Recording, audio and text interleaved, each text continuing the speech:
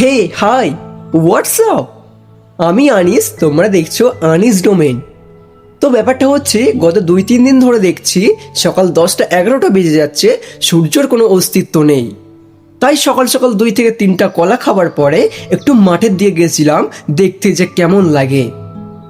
Basically আমার বাড়ি গ্রামে, আর একমাত্র গ্রামের লোকরাই বুঝবে যে এই শীতকালে গ্রামে কেমন ঠান্ডার পড়ে বা লাগে।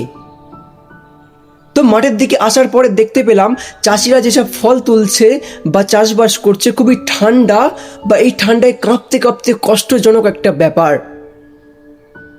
এই সব দেখতে দেখতে একটু গেছিলাম ভেরির ধারে। তবে ভিউটা ছিল দারুণ, অতুলনীয়, যেন মনে হচ্ছে আমি আছি বরফের দেশে। আর তোমরা যদি এরকম মিনি ব্লগ দেখতে চাও তাহলে প্লিজ ইয়ার এরকম সাবস্ক্রাইব করে নাও, এরকম ইউনিক ইউনিক ইন্টারেস্টিং কথা বা মজার ক্লিপ পেতে। Bye bye.